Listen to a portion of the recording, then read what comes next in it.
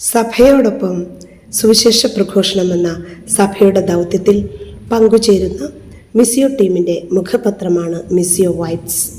അതിൻ്റെ 44-ാം ലക്കത്തിൻ്റെ വായനയിലേക്ക് ഏറ്റവും സ്നേഹത്തോടെ ദൈവനാമത്തിൽ സ്വാഗതം ചെയ്യുന്നു. മിസിയോ വൈബ്സിൻ്റെ വായനയിലൂടെ നിങ്ങൾ കേൾക്കുന്ന ഈടുറ്റ ലേഖനങ്ങളിൽ നിന്നുള്ള ദൈവവചനങ്ങൾ നമ്മെ ഓരോരുത്തരെയും അനുഗ്രഹിക്കട്ടെ എന്ന് പ്രാർത്ഥിക്കുന്നു. ഒരിക്കൽ കൂടി 44-ാം ലക്കത്തിൻ്റെ വായനയിലേക്ക് ഏവർക്കും സ്വാഗതം. മിസിയോ എന്ന ആത്മായ പ്രേക്ഷിത ദൗത്യ സംഘത്തിൻ്റെ ആത്മീയ ഉപദേഷ്ടാവ് റവറൻഡ് ഡോക്ടർ അഗസ്റ്റിൻ മുണ്ടിയത്ത് അച്ഛൻ രചിച്ച ദൈവം മനുഷ്യന് സ്വയം വെളിപ്പെടുത്തുന്നു എന്ന ലേഖനമാണ് ആദ്യത്തേത്. കഴിഞ്ഞ മാസം നമ്മൾ ദൈവത്തെ അറിയുന്നതിനുള്ള 2 വഴികൾ പ്രപഞ്ചത്തിലൂടെയും മനുഷ്യനിലൂടെയുമാണ് സാധിക്കുന്നതെന്ന് മനസ്സിലാക്കി. എന്നാൽ മനുഷ്യൻ്റെ ബുദ്ധിശക്തിക്ക് അപ്രാപ്യമായ ദൈവിക വെളിപാടിൻ്റെ ഒരു തലമുണ്ട്. ദൈവം തൻ്റെ പരിപൂർണവും സ്വതന്ത്രവുമായ തീരുമാനമനുസരിച്ച് മനുഷ്യന് സ്വയം വെളിപ്പെടുത്തുകയും നൽകുകയും ചെയ്തു. ഇത് സാധ്യമായത് സർവ്വമനുഷ്യരെയും പ്രതി അനാദികാലം മുതൽ ക്രിസ്തുവിൽ സജ്ജമാക്കിയ കൃപാകര പദ്ധതിയാകുന്ന രഹസ്യത്തിൻ്റെ വെളിപ്പെടുത്തലിലൂടെയാണ്. തൻ്റെ പ്രിയപുത്രനും നമ്മുടെ കർത്താവുമായ യേശുക്രിസ്തുവിനെയും പരിശുദ്ധാത്മാവിനെയും നമ്മുടെ പക്കലേക്ക് അയച്ചുകൊണ്ടാണ് ദൈവം ഈ പദ്ധതി പൂർണ്ണമായി വെളിപ്പെടുത്തിയത്. സ്നേഹം നിമിത്തം ദൈവം സ്വയം വെളിപ്പെടുത്തുകയും മനുഷ്യർക്ക് സ്വയം നൽകുകയും ചെയ്തു. 33 വർഷം നമ്മുടെ ഇടയിൽ മനുഷ്യനായി ജീവിച്ച് അവസാനം കുരിശിൻ്റെ വഴിയിലൂടെ നടന്ന് ഏറ്റവും അപമാനകരമായ കുരിശുമരണം സ്വീകരിച്ച് മരിച്ച് ഉയർത്തെഴുന്നേറ്റ കർത്താവിൻ്റെ സാന്നിധ്യം നമ്മൾ ഇന്ന് അനുഭവിച്ചു കൊണ്ടിരിക്കുകയാണ്. മനുഷ്യജീവിതത്തിൻ്റെ അർത്ഥത്തെയും ലക്ഷ്യത്തെയും കുറിച്ച് മനുഷ്യൻ ഉന്നയിക്കുന്ന ചോദ്യങ്ങൾക്ക് അവിടുന്ന് കൃത്യവും തൃപ്തികരവുമായ ഉത്തരം നൽകുകയും ചെയ്തു.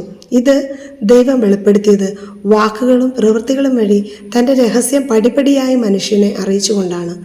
നമ്മുടെ ആദി മാതാപിതാക്കന്മാർക്ക് അവിടുന്ന് സ്വയം വെളിപ്പെടുത്തി അവരോട് സംസാരിക്കുകയും അവരുടെ പതനത്തിനു ശേഷം അവർക്ക് രക്ഷ വാഗ്ദാനം ചെയ്യുകയും അവർക്ക് ഉടമ്പടി നൽകുകയും ചെയ്തു. ഉൽപ്പത്തി 9:16.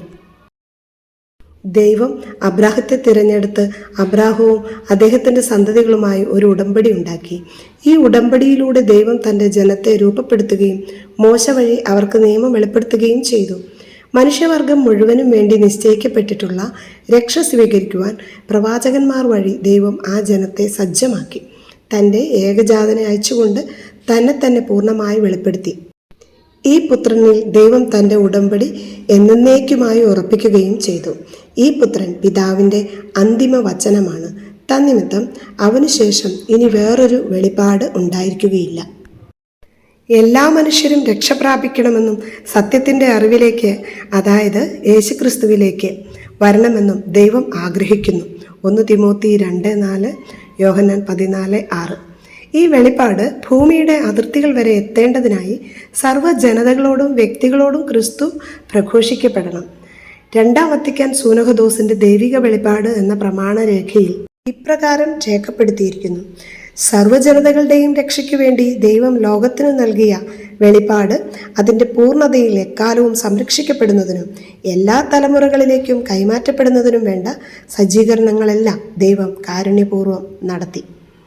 ഇത് യാഥാർത്ഥ്യമാക്കുക എന്നത് സഭയിലെ ഓരോ വിശ്വാസിയുടെയും കടമയാണ്. ഉയർപ്പ് തിരുനാളിൻ്റെ ഈ അവസരത്തിൽ നമ്മുടെ കടമയെപ്പറ്റിയും നമുക്ക് കൂടുതൽ ബോധ്യമുള്ളവരാകാം. ഉദ്ധിതനായ യേശു തൻ്റെ സമാധാനം നമുക്ക് ഓരോരുത്തർക്കും നൽകട്ടെ. പ്രിയപ്പെട്ടവരെ, എല്ലാവരും സഹോദരർ എന്ന തലക്കെട്ടോടെ പ്രൊഫസർ CC ആലിസൂട്ടി ആൻറ്റി രചിച്ച മനോഹരമായ മറ്റൊരു ലേഖനത്തിലേക്ക് നാം പ്രവേശിക്കുകയാണ്. എല്ലാവരും സഹോദരർ. Professor CC ആലിസൂട്ടി. നമ്മുടെ ആത്മീയ ആലയങ്ങളെ വീണ്ടുവിചാരത്തിൻ്റെ അഗ്നി കൊണ്ട് പൂരിതമാക്കുവാനായിരിക്കണം ഫ്രാൻസിസ് മാർപ്പാപ്പ എല്ലാവരും സഹോദരർ ഫ്രത്തേലി തൂത്തി എന്ന ചാക്രിക ലേഖനം തൻ്റെ പ്രിയപ്പെട്ട അജഗണത്തിന് സമ്മാനിച്ചത്. അതിൽ എന്നെ സ്പർശിച്ച ഏതാനും ചിന്തകൾ സ്വയം വിലയിരുത്തലിനും പൊതു നന്മയ്ക്കുമായി പങ്കുവയ്ക്കുന്നു. അദൃശ്യനായ ദൈവത്തിൻ്റെ ദൃശ്യമായ പ്രതിരൂപമായ മനുഷ്യൻ പ്രകൃത്യ ആർക്കും തകർക്കാനാകാത്ത അവകാശങ്ങളുടെ ഉടമയാണ്. 273. ആത്മാർത്ഥ ഹൃദയത്തോടെയുള്ള ദൈവാന്വേഷണ പരിശ്രമം ഒന്നിച്ചു സഞ്ചരിക്കുന്ന സുഹൃത്തുക്കളായി യഥാർത്ഥ സഹോദരീ സഹോദരന്മാരായി പരസ്പരം തിരിച്ചറിഞ്ഞ് ജീവിക്കാൻ നമ്മെ സഹായിക്കും. 276 ഖണ്ഡിക ഉദ്ധരിച്ചുകൊണ്ടാണ് ഇപ്രകാരം സൂചിപ്പിച്ചിരിക്കുന്നത്. പരസ്പരം സ്വീകരിക്കുകയും ശ്രദ്ധിക്കുകയും ചെയ്യുന്ന സഹോദരീ സഹോദരന്മാരുടെ ഒരു സമൂഹത്തെ രൂപപ്പെടുത്താനുള്ള ഒരു വിളി നമുക്കുണ്ട്. നമ്മുടെ രാഷ്ട്രങ്ങളുടെയും മുഴുവൻ ലോകത്തിൻ്റെയും അംഗങ്ങൾ എന്ന നിലയിൽ പുതിയൊരു സാമൂഹിക ബന്ധത്തിൻ്റെ നിർമ്മാതാക്കളാക്കാൻ നമുക്കുള്ള വിളി കണ്ടെത്താൻ നല്ല സമരിയക്കാരൻ്റെ ഉപമ നമ്മെ ക്ഷണിക്കുന്നു. ലൂക്ക 10:25-37 വരെയുള്ള തിരുവചനങ്ങൾ. ഈ ഉപമ വിശദീകരിച്ചുകൊണ്ട് ഒരു വ്യക്തിയുടെ ജീവിതത്തിൻ്റെ ആധ്യാത്മികതയുടെ അളവുകോൽ സ്നേഹമാണെന്നും 1 കൊരിന്തോസ് 13:1-13 ഏറ്റവും വലിയ അപകടം സ്നേഹിക്കുന്നതിൽ പരാജയപ്പെടുന്നതാണെന്നും പാപ്പ വ്യക്തമാക്കുന്നു. എല്ലാവർക്കും സ്വന്തം വീട്ടിലെന്ന പോലെ കഴിയാൻ സാധിക്കുന്ന ഒരു മഹാകുടുംബത്തെ സൃഷ്ടിക്കാൻ സ്നേഹം നമ്മെ കഴിവുറ്റവരാക്കുന്നു. സമുദായ ഭ്രഷ്ടരെ പോലെ ജീവിതത്തിലൂടെ കടന്നു പോകാൻ ആരെയും അനുവദിക്കാനാവില്ല. ലോകം എല്ലാവർക്കും വേണ്ടിയുള്ളതാണ്. എന്തെന്നാൽ നാം എല്ലാവരും ഒരേ യോഗ്യതയോടെ ജനിച്ചവരാണ്. 118. ഓരോ വ്യക്തിക്കും മഹത്വത്തോടെ ജീവിക്കാനും സമഗ്രതയോടെ വികസിക്കാനും അവകാശമുണ്ട്. 107. നിലനിൽപ്പിനും പുരോഗതിക്കുമുള്ള അവരുടെ മൗലിക അവകാശത്തെ ഉറപ്പുവരുത്തണം. ആരെയും ഒഴിവാക്കാത്ത സാമൂഹിക സൗഹൃദവും സകലരോടും തുറവുള്ള സാഹോദര്യവും വ്യക്തികൾക്ക് പക്വതയും പൂർണ്ണതയും കൈവരുത്തുന്നു. ആത്മാർത്ഥത മുറ്റിയ ആത്മസമർപ്പണമാണ് ജീവിതത്തിന് ധന്യത പകരുന്നത്. നാം എല്ലാവരും ഒരേ മാനവ കുടുംബത്തിൻ്റെ അംഗങ്ങളാണെന്ന ബോധവും ഉറ്റബന്ധത്തിൽ നീതിക്കും സമാധാനത്തിനും വേണ്ടി ഒന്നിച്ച് അധ്വാനിക്കുക എന്ന സ്വപ്നവും ഉണ്ടായിരിക്കണം. കൂടുതൽ നല്ല ജീവിതം നയിക്കാൻ ഒരാളെയെങ്കിലും സഹായിക്കാനായാൽ എൻ്റെ ജീവിത സമർപ്പണം ധന്യമായി. പൊതുജീവിതം പരിപോഷിപ്പിക്കുന്ന പരസ്നേഹം കൂടാതെയുള്ള പുണ്യങ്ങൾ അവാസ്തവമാണെന്ന് പാപ്പ അടിവരയിടുന്നു.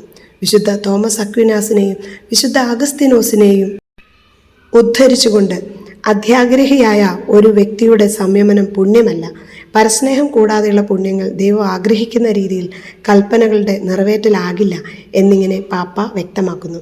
ഒരാൾക്ക് മഹത്വത്തോടെ ജീവിക്കാൻ ആവശ്യമായത് ഇല്ലാതിരിക്കുന്നുവെങ്കിൽ അത് മറ്റൊരാൾ പിടിച്ചു വെച്ചതുകൊണ്ടാണ്. ഭക്ഷണം ഉണ്ടായിരിക്കുക എന്നത് അന്യാധീനപ്പെടുത്താനാകാത്ത അവകാശമാണ്. വിശപ്പ് കുറ്റകരമാണ്. ദൈവദത്തമായ സവിശേഷ വാസനകൾ, നൈസർഗികമായ കഴിവുകൾ, ജന്മസിദ്ധമായ ധന്യതകൾ എന്നിവയെ വളർത്താനുള്ള അവസരം നൽകുക എന്നുള്ളതാണ് ദരിദ്രർക്ക് നൽകാനാകുന്ന ഏറ്റവും നല്ല സഹായം, മഹത്വപൂർണമായ ജീവിതത്തിലേക്കുള്ള ഏറ്റവും നല്ല വഴി. സാമ്പത്തിക സഹായം താൽക്കാലിക പരിഹാരം മാത്രമാണ്. തൊഴിലിലൂടെ മഹത്വപൂർണമായി ജീവിക്കുവാൻ അവരെ അനുവദിക്കുക എന്നതായിരിക്കണം യഥാർത്ഥ ലക്ഷ്യം. തൊഴിൽ, വ്യക്തിപരമായ വളർച്ച, ആരോഗ്യപരമായ ബന്ധങ്ങൾ പടുത്തുയർത്തൽ, ആത്മപ്രകാശനം, ദാനങ്ങളുടെ കൈമാറ്റം ഇവയ്ക്കെല്ലാമുള്ള മാർഗമാണ്. 162 ഖണ്ഡിക. തുടർന്നു വരുന്ന തലമുറയ്ക്ക് കൈമാറാൻ വേണ്ടി ഓരോ തലമുറയ്ക്കും വാടകയ്ക്ക് നൽകപ്പെട്ടിരിക്കുന്നതാണ് ഭൂമി. 178. എല്ലാവർക്കും ഭൂമിയും വാസസ്ഥലവും തൊഴിലും നൽകുന്നൊരു ലോകം രൂപപ്പെടുമ്പോഴാണ് സമഗ്ര വികസനവും യഥാർത്ഥത്തിലുള്ള ശാശ്വത സമാധാനവും കൈവരിക. വിശുദ്ധ ജോൺ ക്രിസോസ്തോം നിരീക്ഷിക്കുന്നത് പോലെ ദരിദ്രരുമായി പങ്കുവെക്കാതിരിക്കുന്നത് അവരിൽ നിന്ന് തട്ടിയെടുക്കലാണ്.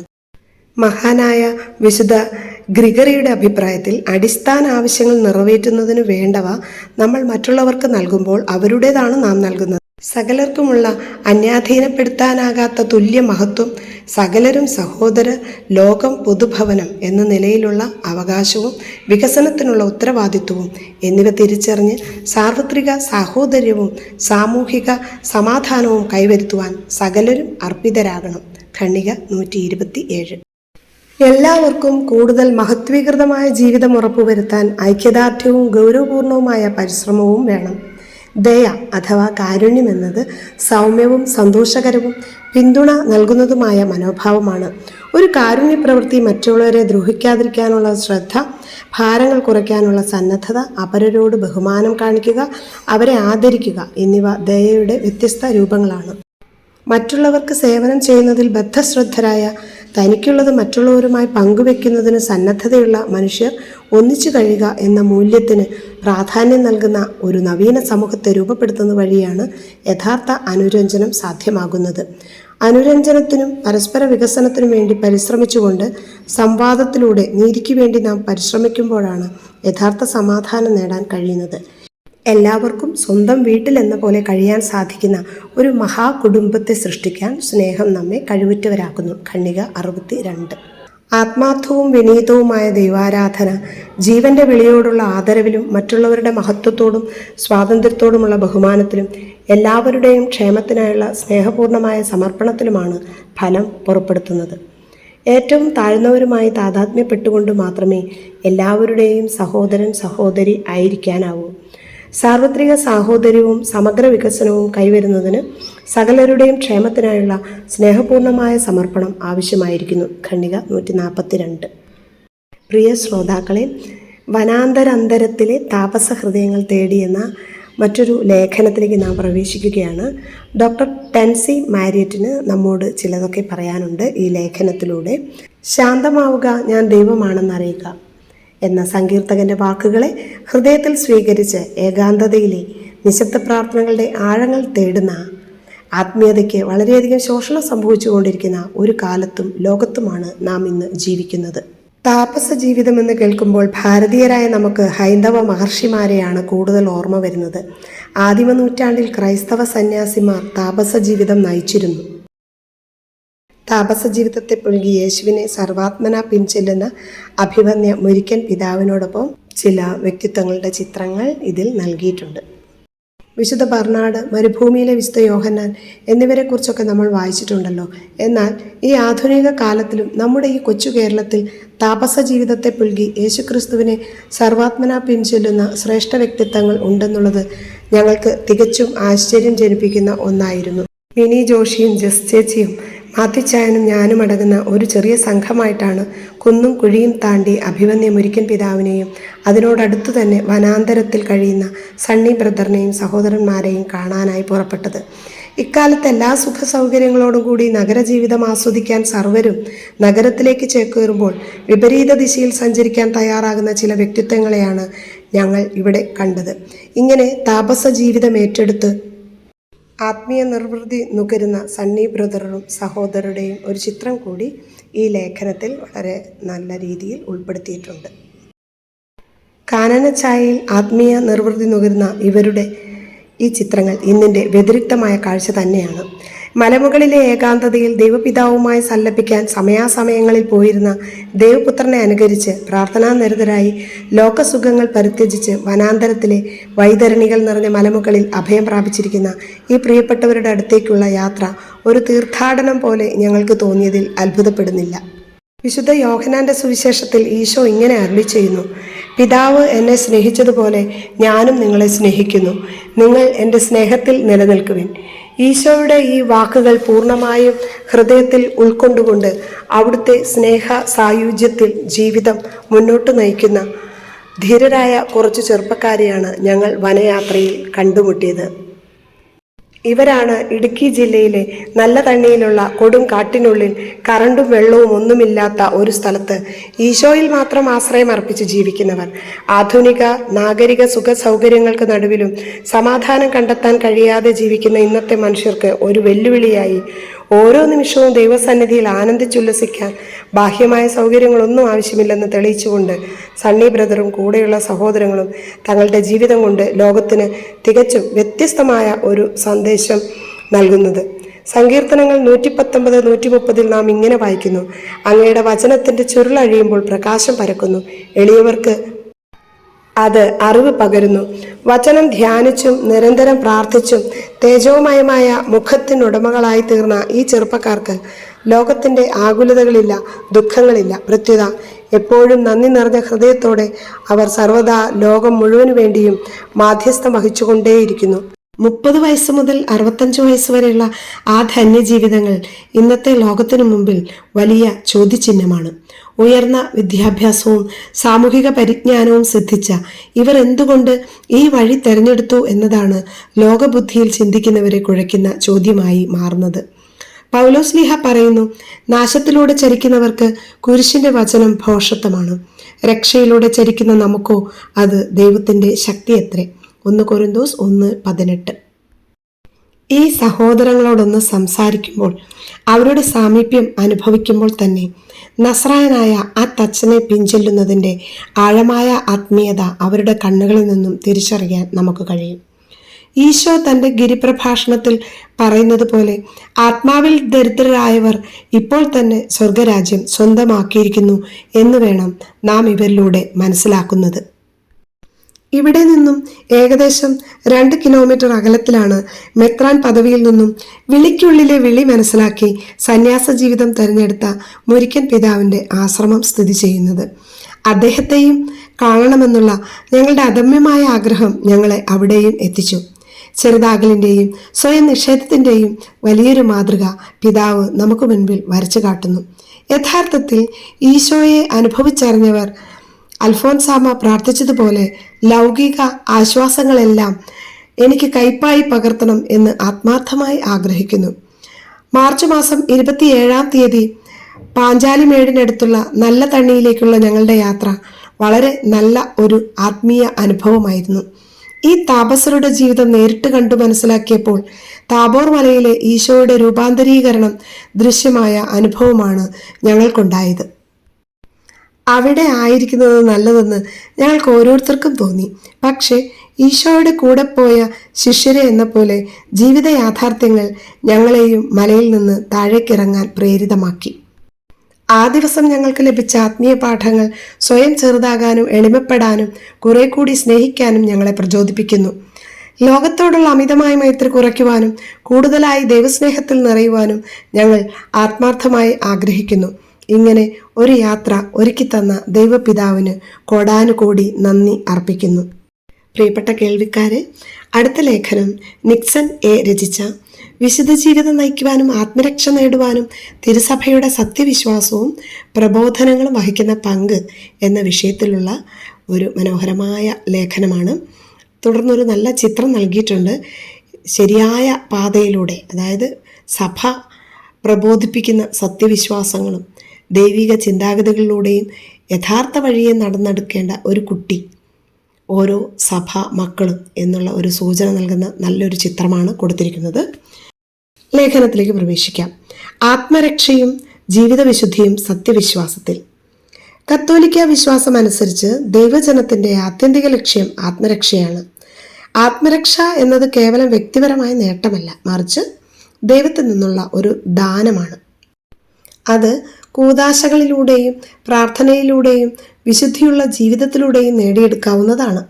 വിശ്വാസത്തിലും പ്രത്യാശയിലും ദാനധർമ്മത്തിലും കൗദാശിക ജീവിതത്തിലും ക്രിസ്തുവിൻ്റെ സാദൃശ്യത്തിൻ്റെ പ്രതിഫലനം നിറഞ്ഞു നിൽക്കുന്നതിനാൽ ക്രിസ്തീയ വിശുദ്ധി ആത്മരക്ഷയ്ക്ക് അത്യന്താപേക്ഷിതമാണ്. ക്രിസ്തീയ വിശുദ്ധി എന്നത് ക്രിസ്തുവിനെ പോലെ ആയിത്തീരുകയും സദ്ഗുണങ്ങൾ സ്വീകരിക്കുകയും സ്നേഹവും അനുകമ്പയും സേവനവുമുള്ള ഒരു ജീവിതം നയിക്കുകയും ചെയ്യുന്ന പ്രക്രിയയാണ്. ഈ വിശുദ്ധീകരണ യാത്രയിൽ ദൈവവുമായി ആഴത്തിലുള്ള ബന്ധം വളർത്തിയെടുക്കുക, പാപം ഉപേക്ഷിക്കുക, ധാർമ്മിക മികവ് സ്വീകരിക്കുക എന്നിവ അടങ്ങിയിരിക്കുന്നു. വിശുദ്ധ ജീവിതം വ്യക്തിപരമായ ഭക്തിയിൽ ഒതുങ്ങുന്നതല്ല, മറിച്ച് ക്രിസ്തുവിനെ സാക്ഷ്യപ്പെടുത്തുന്നതിനും സുവിശേഷം പ്രഘോഷിക്കുന്നതിനും മറ്റുള്ളവർക്ക് സേവനം ചെയ്യുന്നതിനുമുള്ളതാണ്. കൂദാശകൾ, പ്രാർത്ഥനകൾ, ആത്മീയ അനുഷ്ഠാനങ്ങൾ എന്നിവയിലൂടെ വിശ്വാസികൾക്ക് വിശുദ്ധ ജീവിതത്തിന് ആവശ്യമായ പോഷണം ലഭിക്കുന്നു. വിശ്വാസികൾ ക്രിസ്തുവിൻ്റെ ശരീരവും രക്തവും സ്വീകരിക്കുന്നതിനാൽ കുർബാന പ്രത്യേകിച്ച് വിശുദ്ധിയുടെ ഉറവിടമാണ്. ഈ കൂദാശ ദൈവവുമായുള്ള അടുപ്പം വളർത്തുന്നു, സ്നേഹത്തിനും സേവനത്തിനുമുള്ള വിശ്വാസികളുടെ പ്രതിബദ്ധത ശക്തിപ്പെടുത്തുന്നു. വിശുദ്ധ പൗലോസ് ശ്ലീഹ പറയുന്നു, ഇതാണ് ദൈവഹിതം, നിങ്ങളുടെ വിശുദ്ധീകരണം. 1 തെസ്സലോനിക്ക 4:3. വിശുദ്ധ ജീവിതം നയിക്കുന്നതിൽ ലോകത്തെ വിശുദ്ധീകരിക്കാനുള്ള സഭയുടെ ദൗത്യത്തിൽ വിശ്വാസികൾ പങ്കുചേരുന്നു. സഭയുടെ ഏറ്റവും ആകർഷകമായ മുഖമാണ് വിശുദ്ധി എന്നാണ് വിശുദ്ധ ജോൺ പോൾ II പറയുന്നത്. കത്തോലിക്ക വിശ്വാസത്തിൽ ആത്മരക്ഷയ്ക്ക് വിശുദ്ധ ജീവിതം അനിവാര്യമാണ്. കാരണം ക്രിസ്തുവിൻ്റെ സാദൃശ്യം പ്രതിഫലിക്കുന്നതും ദൈവവുമായുള്ള അടുപ്പം വളർത്തുകയും ചെയ്യുന്ന വിശ്വാസത്തിലും പ്രത്യാശയിലും ദാനധർമ്മത്തിലും വളരാൻ ഇത് വിശ്വാസികളെ പ്രാപ്തരാക്കുന്നു. എല്ലാ വിശ്വാസികളും അവരുടെ അവസ്ഥയോ ജീവിതവൃത്തിയോ എന്തു തന്നെയായിരുന്നാലും രക്ഷയ്ക്കുള്ള ബഹുലങ്ങളും മഹത്തരങ്ങളുമായ മാർഗങ്ങളാൽ ശക്തരാക്കപ്പെട്ട് പിതാവിൻ്റെതായ പരിശുദ്ധിയുടെ പൂർണ്ണതയിലേക്ക് അവരവർക്ക് ചേർന്ന വിധത്തിൽ കർത്താവിനാൽ വിളിക്കപ്പെട്ടിരിക്കുന്നു. CCC 825. വിശുദ്ധിയിലേക്കുള്ള ഈ സാർവത്രിക ആഹ്വാനം ആത്മീയ ക്ഷേമത്തിനായി വിശുദ്ധ ജീവിതത്തിൻ്റെ ആവശ്യകതയെ അടിവരയിടുന്നു. പുണ്യങ്ങൾ അഭ്യസിക്കുക, പാപം നിരസിക്കുക, പ്രാർത്ഥനയുടെയും സേവനത്തിൻ്റെയും ജീവിതം നയിക്കുക എന്നിവ വിശുദ്ധ ജീവിതത്തിൽ ഉൾപ്പെടുന്നു. വിനയം, അനുകമ്പ, ക്ഷമ, അനുസരണം തുടങ്ങിയ സദ്ഗുണങ്ങൾ പരിശീലിക്കുന്നതിലൂടെ വിശ്വാസികൾ പാറമേൽ പണിത ഭവനം പോലെയുള്ള ആത്മീയ ജീവിതം സ്വന്തമാക്കുന്നു. പാപത്തെയും അതിൻ്റെ പ്രലോഭനങ്ങളെയും നിരസിക്കുന്നത് അന്ധകാര ശക്തികളെ ചെറുക്കാനും ദൈവഹിതത്തോട് വിശ്വസ്തരായി നിലകൊള്ളാനും പ്രാപ്തരാക്കുന്നു. വിശുദ്ധ ജീവിതം ക്രിസ്തുവുമായുള്ള ആഴമേറിയ ബന്ധം വളർത്തുന്നു. അവനിൽ വസിക്കുന്നെന്ന് പറയുന്നവൻ അവൻ നടന്ന അതേ വഴിയിലൂടെ നടക്കേണ്ടിയിരിക്കുന്നു. 1 യോഹന്നാൻ 2:6. ഈ അടുപ്പം ആത്മീയ വളർച്ചയെ പ്രോത്സാഹിപ്പിക്കുകയും വിശ്വാസികളെ നിത്യജീവനിലേക്ക് നയിക്കുകയും ചെയ്യുന്നു. പ്രാർത്ഥന, പ്രവൃത്തി, കൂദാശകൾ എന്നിവയിലൂടെ വിശ്വാസികൾ ദൈവവുമായുള്ള അവരുടെ ഐക്യത്തെ ആഴത്തിലാക്കുന്നു. വിശുദ്ധ ജീവിതം വിശ്വാസികളെ ക്രിസ്തുവിൻ്റെ സാദൃശ്യത്തോട് അനുരൂപമാക്കി നിത്യജീവന് ഒരുക്കുന്നു. വിശുദ്ധ പൗലോസ്ലീഹ പറഞ്ഞതുപോലെ അവിടുന്ന് മുൻകൂട്ടി അറിഞ്ഞവരെ തൻ്റെ പുത്രൻ്റെ സാദൃശ്യത്തോട് അനുരൂപരാക്കാൻ മുൻകൂട്ടി നിശ്ചയിക്കുകയും ചെയ്തു. ഇത് തൻ്റെ പുത്രൻ അനേകം സഹോദരരിൽ ആദ്യജാതനാകുന്നതിനു വേണ്ടിയാണ്. റോമ 8:29. വിശുദ്ധിയെ പുൽകുന്നതിലൂടെ നാം സ്വർഗത്തിനായുള്ള ദാഹം വർദ്ധിപ്പിക്കുന്നു. അവിടെ നമ്മൾ ദൈവത്തിൻ്റെ ദിവ്യ ജീവിതത്തിൽ പങ്കുചേരും. വിശുദ്ധ ജീവിതത്തെ അവഗണിക്കുന്നത് വിശ്വാസികളെ ആത്മീയ ദ്രോഹത്തിന് ഇരയാക്കുന്നു. പാപത്തിനും അന്ധകാരത്തിനും അവരുടെ ജീവിതത്തിൽ ആധിപത്യം സ്ഥാപിക്കാൻ കഴിയുന്നു. ഇത് ദൈവത്തിൽ നിന്നുള്ള ശാശ്വതമായ വേർപിരിയലിലേക്ക് നയിക്കുന്നു. സഭയുടെ മതബോധന ഗ്രന്ഥം മുന്നറിയിപ്പ് നൽകുന്നു. പാപം ദൈവത്തിനെതിരെയുള്ള ദ്രോഹമാണ്. ദൈവത്തിന് നമ്മോടുള്ള സ്നേഹത്തിന് എതിരായി പാപം തന്നെ പ്രതിഷ്ഠിക്കുകയും ദൈവസ്നേഹത്തിൽ നിന്ന് നമ്മുടെ ഹൃദയത്തെ അകറ്റുകയും ചെയ്യുന്നു. CCC 1850. ആത്മരക്ഷയ്ക്ക് സത്യവിശ്വാസത്തിൽ ആയിരിക്കേണ്ടതും ആവശ്യമാണ്. വിശ്വാസം ആത്മീയ അസ്തിത്വത്തിൻ്റെ മൂലക്കല്ലായി വർത്തിക്കുന്നതിനാൽ ആത്മരക്ഷയ്ക്ക് ആവശ്യമായ പോഷണവും മാർഗനിർദ്ദേശവും നൽകാൻ ശരിയായ പഠിപ്പിക്കലുകൾക്കേ കഴിയൂ.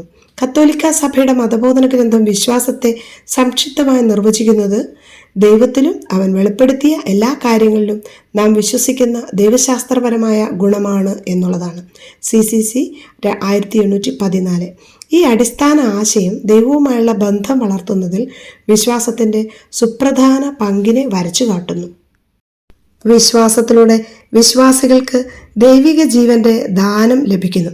അത് ദൈവിക സ്വഭാവത്തിൽ പങ്കുചേരാൻ അവരെ പ്രാപ്തരാക്കുന്നു. വിശ്വാസം ദൈവവുമായുള്ള അഗാധമായ ബന്ധത്തെ ജ്വലിപ്പിക്കുകയും നമ്മെ ദൈവത്തിൻ്റെ ദത്തുപുത്രരാക്കി മാറ്റുകയും ചെയ്യുന്നു. കണ്ടാലും എത്ര വലിയ സ്നേഹമാണ് പിതാവ് നമ്മോട് കാണിച്ചത്. ദൈവമക്കളെന്ന് നാം വിളിക്കപ്പെടുന്നു. നാം അങ്ങനെയാണ് താനും. 1 യോഹന്നാൻ 3:1. ഈ ദൈവിക കൂട്ടായ്മയാണ് വിശ്വാസത്തിൻ്റെ ആന്തരിക ഫലം. മാത്രമല്ല, വിശ്വാസം പാപത്തിൽ നിന്നും ആത്മീയ അന്ധകാരത്തിൽ നിന്നും സംരക്ഷിക്കുന്നു. വിശ്വാസം സ്വീകരിക്കുന്നതിലൂടെ പ്രലോഭനത്തെയും തിന്മയെയും ചെറുക്കാനുള്ള ആത്മീയ കവചം നാം സ്വീകരിക്കുന്നു. പാപത്തിൻ്റെ പിടിയിൽ നിന്നുള്ള മോചനം വിശ്വാസികളുടെ വിശുദ്ധിയിൽ പുരോഗമനപരമായ വളർച്ച ഉറപ്പാക്കുന്നു.